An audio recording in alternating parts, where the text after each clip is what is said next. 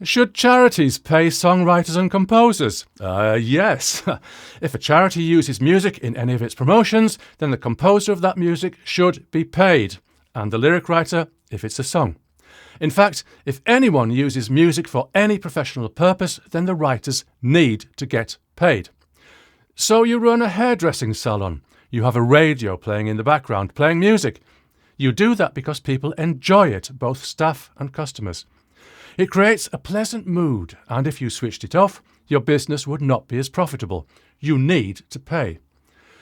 Is this controversial? Well, there's a comments section down there for you to have your say.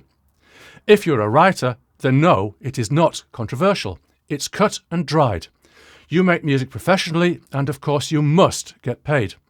Why should people be able to use your work in their business for free? If you're anyone else, well, you want free stuff, don't you? Music should be free. Writers and performers should do it for the love of music, and if they want to make money, they should sell merch, t-shirts and stuff. Comments. But there is a principle backed up by law that if you use music professionally, you are required to have a license and pay the license fee. This is collected by PRS for Music in the UK, ASCAP and BMI in the USA, and collection societies in almost every country around the world. You have to pay. And this applies to charities too. If you run a charity and you put on a concert that uses copyright music, generally that would be music for which the writer is alive or died less than 70 years ago, you have to pay. And so I have an example that has been in the news recently. The charity is Help Musicians, which put on a concert in London's Cadogan Hall. Most of the music was by long-dead classical composers, so no royalties payable. But 2 short pieces were by a living songwriter, Earl Okin, and the licence fee payable was £1,086.78. Call it a nice round thousand, £1,000. The profit from the concert was reported to be something in the region of £2,500. So the licence fee of £1,000 is a significant sum. £1,000 less going to people who would otherwise benefit. And since the charity is called Help Musicians, we can suppose that they are musicians, perhaps ill, perhaps fallen on hard times, and worthy of support. The licence fee, as I said, is collected by PRS for Music, of which concert organiser Hersch said their claim was pretty shocking, especially given this concert and the beneficiary, Help Musicians, which is the backstop for freelance musicians in this country. And shame on you, PRS. Who are you serving except yourselves? So by extension, I presume that Mr. Hersch might possibly believe that all charities should benefit from free music. Why should it only apply to charities for musicians? Yes, composers and songwriters should work for free, for charities. Now, let me put some perspective on this. Charities, wonderful as they are, need staff, people to organise the collection of money and its distribution. These staff, of course, need to be paid. I can put some numbers on this from Help Musicians Annual Report 2022. A total of £3,309,000 were spent on staff costs. 2 people received between £60,000 and £70,000 each. 2 received between £80,000 and £90,000 each.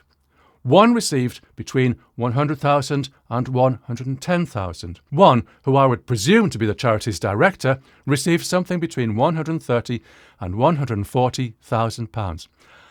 £130,000, or £140,000 perhaps. As a comparison, the Prime Minister of the UK earns just under £160,000. So, the boss of this charity is doing pretty well.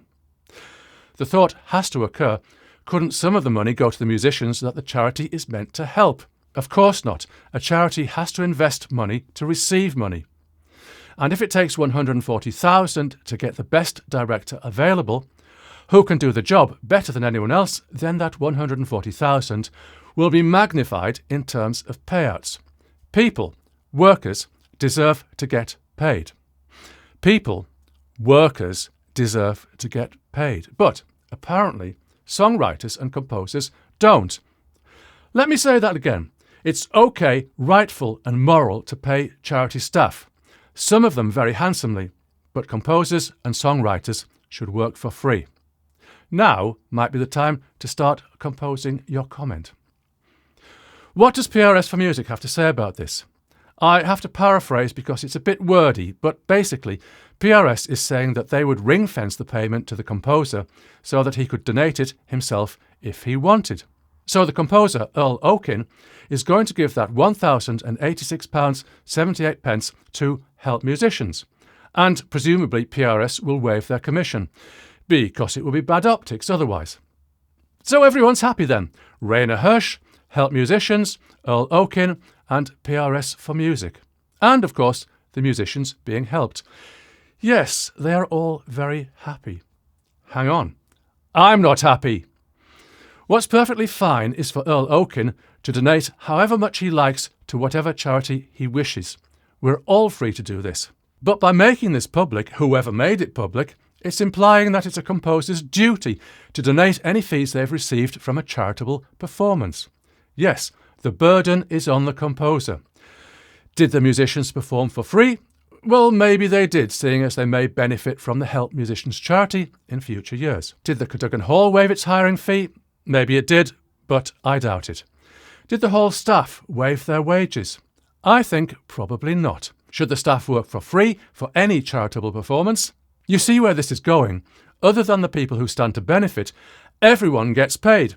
Everyone but the composer. Or the composer does get paid, but has a moral obligation to give their earnings to charity. I'm going to say that I disagree. It's hard work earning a living as a composer, and the vast majority of PRS for Music members earn peanuts. Only a very select few earn enough to live on, and the Paul McCartneys and Elton John super earners are almost as rare as unicorns. It's time to have your say. Should charities be able to use music for free? Should businesses in general be able to use music for free? Should songwriters and composers work for free? Over to you, and see you soon. Oh, by the way, you have to listen to Earl Okin. Hello, ladies.